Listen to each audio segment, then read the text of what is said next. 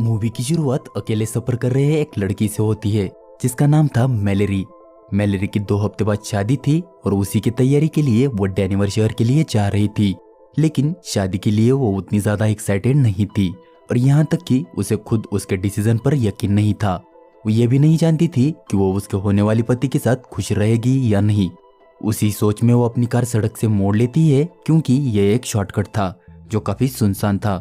उस रास्ते पर कुछ ही दूर जाने के बाद उसकी कार अचानक खराब हो जाती है। इसलिए वो परेशान होकर कार चेक करती है लेकिन वो कुछ भी कर नहीं पाती।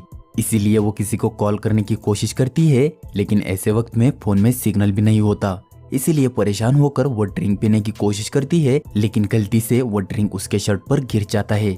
इसलिए वो अपनी बैग से दूसरा शर्ट लेकर चेंज कर ही रही थी कि तभी वहाँ एक लड़का आ जाता है जिसका नाम था क्रिश्चियन।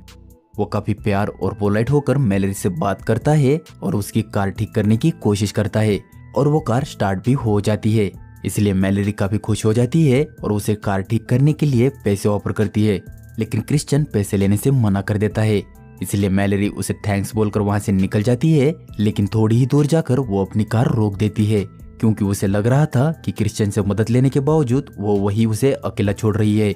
इसलिए वो उसे अपनी कार में लिफ्ट देने का फैसला करती है और मैलेरी की रुकी कार देखकर क्रिश्चियन भी समझ जाता है और वो आकर उसकी कार में बैठ जाता है। अब सफर के दौरान उनकी बातें शुरू हो जाती है। तब क्रिश्चियन काफी प्यारी प्यारी बातें करके मैलेरी को इम्प्रेस करने की कोशिश करता है लेकिन कुछ ही समय गुजर जाने के बाद धीरे धीरे वो अपनी असल औकात पे आना शुरू कर देता है जिससे मैलेरी काफी अनकंफर्टेबल हो जाती है लेकिन उसकी अजीब बातें रुकने का नाम ही नहीं ले रही थी। इसलिए मैलेरी समझ जाती है कि क्रिश्चियन कुछ ठीक इंसान नहीं है। इसलिए वो उसे कार से उतरने को कहकर अपनी कार रोक देती है लेकिन अब क्रिश्चियन अपनी असल औकात पे आकर अपना चाकू निकाल लेता है जिससे मैलेरी काफी घबरा जाती है और वो उसे चाकू की नोक पर कार ड्राइव करने को कहता है। इसलिए मैलेरी अब कुछ भी कर नहीं सकती थी। वो चुपचाप अपनी कार ड्राइव करने लगती है क्योंकि वो समझ चुकी थी कि वो काफी बड़ी मुसीबत में फंस चुकी है लेकिन क्रिश्चियन से बचने के लिए उसे कुछ तो करना ही था। तब वो नोटिस करती है कि क्रिश्चियन ने सीट बेल्ट लगाई नहीं थी। इसलिए वो मन ही मन प्लान बनाती है और मौका देखकर अपनी कार क्रैश कर देती है लेकिन वो क्रैश उसके लिए भी आसान नहीं था। इसलिए उसकी हालत भी काफी खराब हो जाती है। तब वो किसी तरह खुद को संभाल कर देखती है कि क्रिश्चियन पास ही बेहोश पड़ा था।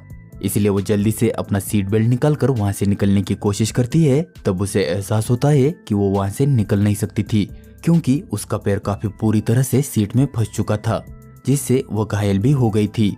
तब वो पास पड़े कपड़े से अपने जख्म का खून रोक देती है और तभी क्रिश्चियन भी उसके पास आ जाता है जो थोड़ा बहुत तो घायल था लेकिन उसकी हालत मैलेरी से काफी हद तक ठीक थी। तब वो मैलेरी की मदद करने के बजाय उसे वही छोड़ देता है और वहां से निकल जाता है और मैलेरी वहीं फंसकर मदद के लिए चिल्लाती रहती है लेकिन वो जगह पूरी तरह से सुनसान थी और उसकी आवाज सुनने वाला वहां कोई भी नहीं था। अब काफी देर गुजर कर रात हो चुकी थी लेकिन मैलेरी अभी भी वही फंसी थी क्योंकि किसी की मदद के बिना उसका फ्री होना लगभग नामुमकिन था क्योंकि उसका पैर फंसा होने के साथ साथ कार का डोर भी फंस गया था। अब समय के साथ वहाँ ठंडी भी काफी ज्यादा बढ़ जाती है जिसे मैलेरी बर्दाश्त नहीं कर पा रही थी। तब उसे कार में कुछ कपड़े मिलते हैं जिसे वो पहन लेती है। कार की बैटरी भी ठीक ठाक थी जिससे वो कार का हीटर भी शुरू कर लेती है।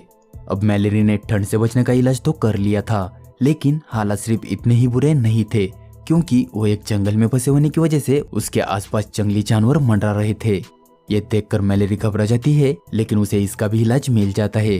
वो अपनी कार की हेडलाइट शुरू कर देती है जिससे डरकर वो जानवर वहां से भाग जाते हैं। अब किसी तरह उसकी ये रात बीत जाती है लेकिन अब भी हालात कुछ खास बदले नहीं थे। वो वहीं फंसी थी और उसके पास पीने का पानी काफी कम बचा था और खाने के नाम पर उसके पास कुछ भी नहीं था। उसी हालत में उसका ये दिन बीत जाता है और सुबह से रात हो जाती है और रात से फिर अगली सुबह। लेकिन मैलेरी अब भी वही फंसी थी और धीरे धीरे वो बचने की उम्मीद खो रही थी क्योंकि उसके हालात पहले से भी बदतर होते जा रहे थे क्योंकि अब ना तो उसके पास खाने के लिए खाना था और पीने के लिए पानी। तभी क्रिश्चियन वहां आ जाता है जो अब पहले से काफी अच्छी हालत में था। उस क्रैश का उस पर कोई भी असर दिख नहीं रहा था और मैलेरी बेचारी पूरी तरह से फंस चुकी थी। वो मैलेरी को बताता है कि यहाँ से कुछ ही दूर उसे एक कैबिन मिला है जो फिलहाल तो बिल्कुल खाली है लेकिन वहाँ एक फैमिली रहती है जो शायद कहीं बाहर गई है। क्रिश्चियन अपने साथ खाना और पानी भी लाया था लेकिन वो अकेले ही मैलेरी के सामने बैठकर उस खाने को गटकने लगता है और मैलेरी सिर्फ उसे देखती रह जाती है। वो काफी देर वही बैठकर उसके मजे लेता है और उसकी मदद किए बिना ही वहां से निकल जाता है। अब तीसरी रात भी आ चुकी थी और खाना और पानी ना मिलने की वजह से मैलेरी को नींद भी नहीं आ रही थी। तब मैलेरी को उस कार में एक लाइटर मिलता है जिससे वो आग जला लेती है और काफी मुश्किल से वो किसी तरह सो जाती है। लेकिन वो नींद भी ज्यादा देर नहीं रहती क्योंकि उसके बॉडी पर कुछ चूहे उछल कूद कर रहे थे। मैलेरी उन्हें भगाने की कोशिश करती है लेकिन वो चूहे थे, वो थोड़ी ही उसका दर्द समझने वाले थे। तब मैलेरी काफी इरिटेट होकर एक चूहे को मार देती है। अब उस मरे हुए चूहे को देखकर उसके दिमाग में शैतानी ख्याल आ गया था क्योंकि हालत भी उसी तरह के थे। वो उस रात उसी चूहे को खाकर अपना गुजारा कर लेती है। अगली सुबह मैलेरी की एक नई उम्मीद के साथ नींद खुलती है क्योंकि उसे उसके फोन की रिंग सुनाई दी थी। तब वो फोन ढूंढने लगती है जो एक्सीडेंट के दरमियान कहीं खो गया था और थोड़ी ही कोशिशों के बाद उसे वो मिल जाता है। लेकिन तभी उसे क्रिश्चियन के आने का एहसास हो जाता है, इसलिए वो अपना फोन छिपा लेती है। तब क्रिश्चियन वहां आकर उसे बताता है कि कैबिन में रहने वाले लोग वापस आ चुके थे, इसीलिए उसने उन्हें उन्हीं के कैबिन में कैद कर दिया है और आज वो यहाँ उसकी मदद करने आया है। ये सुनकर मैलेरी उसकी तरफ उम्मीद से देखती है लेकिन क्रिश्चियन उससे उसका फोन छीन लेता है क्योंकि उसने फोन की रिंग ऑलरेडी सुन ली थी। तब वो मैलेरी को मदद के तौर पर एक सौ देता है जिस पर मैलेरी बोलती है कि यह सौ दरवाजे को काट नहीं सकता। तब क्रिश्चियन बोलता है कि इस सौ से उसे दरवाजा काटना भी नहीं है बल्कि इस सौ से तो उसे खुद का पैर काटना है। ऐसा बोलकर वो वहां से चला जाता है। अब मैलेरी वहां से आजाद तो होना चाहती थी लेकिन उसमें इतनी हिम्मत नहीं थी कि वो खुद का पैर काट सके, इसलिए वो फिलहाल तो ऐसा कुछ नहीं करती। अब रात में उसे काफी प्यास लगी थी लेकिन उसका पानी बिल्कुल खत्म हो चुका था। उसके पास एक पूरी की पूरी नदी थी लेकिन वो वहां जाकर पानी पी नहीं सकती थी, इसीलिए अपनी प्यास बुझाने के लिए उसे कुछ तो करना ही था और वो वही करती है जो शायद ही कोई कर पाए। तब कुछ देर बाद हालात और भी बदल जाते हैं और वहाँ का मौसम खराब होकर बारिश शुरू हो जाती है, जिससे उसका फायदा ये होता है कि वो अपने पीने के लिए पानी इकट्ठा कर लेती है। तब रेडियो पर उसे खबर मिलती है कि मौसम के खराब होने की वजह से मेन रोड बंद हो गया है, यानी अब मेन रोड से चलने वाली गाड़ियाँ इसी रोड से चलेगी। इसीलिए वो नई उम्मीद के साथ रोड की तरफ देखती है तो उसे कुछ गाड़ियाँ नजर आती है और तभी एक कार वहाँ रुक जाती है, लेकिन वो कार क्रिश्चियन की ही थी। ये देखकर मैलेरी कुछ करने का फैसला करती है और वो उस मरे हुए चूहे का खून अपने पैर पर लगाकर मरने की एक्टिंग करती है। वो ऐसा करके क्रिश्चियन को दिखाना चाहती थी कि वो अपना पैर काटने की कोशिश में मारी गई है और उसका प्लान कामयाब हो जाता है और क्रिश्चियन उसे चेक करने जाता है। तब मौके का फायदा उठाकर मैलेरी चाकू से उस पर हमला कर देती है और उसकी कार की चाबी लेकर दूर कहीं फेंक देती है।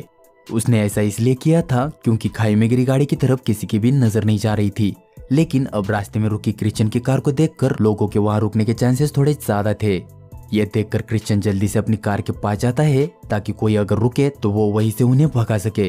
तभी कुछ देर बाद एक शेरिफ वहां आ जाता है, लेकिन क्रिश्चियन उसे अपनी बातों में फंसाकर बोलता है कि उसके कार की चाबी खो गई है और पास ही उसका कैबिन है जहाँ दूसरी चाबी है।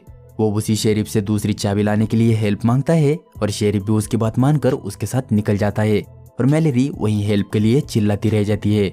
लेकिन अब बारिश काफी बढ़ गई थी, जिससे उसके पास वाली नदी में भी पानी भरना शुरू हो जाता है, जिससे वो और भी ज्यादा घबरा जाती है। लेकिन उसे कहाँ पता था कि इससे उसका काफी फायदा होने वाला था।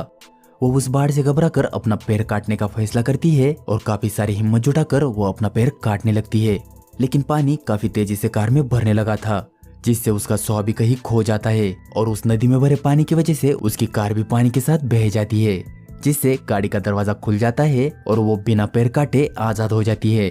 अब वो वहां से निकलने का रास्ता ढूंढ ही रही थी कि तभी पास ही उसे एक कैबिन दिखता है, जिसमें से किसी के चीखने की आवाजें आ रही थी और यह कैबिन वही था जिसके बारे में क्रिश्चियन बता रहा था। वो चाहती तो वहां से निकल सकती थी, लेकिन वो ऐसा करने के बजाय उन लोगों को बचाने का फैसला करती है और आगे बढ़ने पर उसे पता चलता है कि यहाँ पर काफी सारे ट्रैप्स लगाए हैं। इसीलिए वो काफी संभल कर कैबिन में जाती है और देखती है कि क्रिश्चियन ने कैबिन के ओनर को मार दिया है, साथ ही उसने उस शेरिफ को भी मार दिया था जिसे वो चाबी लाने के बहाने कैबिन में ले आया था। वो उस शेरिफ की गन लेकर आगे बढ़ती है, तब उसे पता चलता है कि क्रिश्चियन ने कैबिन के ओनर की बेटी को कैद कर लिया था। इसलिए वो चुपचाप उसे फ्री करने की कोशिश करती है, लेकिन तभी उसे क्रिश्चियन के वहां आने की आवाज आती है, इसलिए वो वही छिप जाती है और क्रिश्चियन के अंदर आते ही उसे गन पॉइंट पर लेकर शूट कर देती है। लेकिन क्रिश्चियन किसी तरह उससे बचकर उस पर हमला कर देता है, लेकिन मैलेरी कड़ी टक्कर देकर उसे किसी तरह नीचे गिरा देती है, जिससे वो सीधा एक ट्रैप में गिरता है और उसी में उसका पैर फंस जाता है और अब वो उसी हालत में था जिस हालत में मैलेरी थी। तब मैलेरी उसके पास आकर उसे बोलती है कि वो भी उसकी हेल्प करने आई है।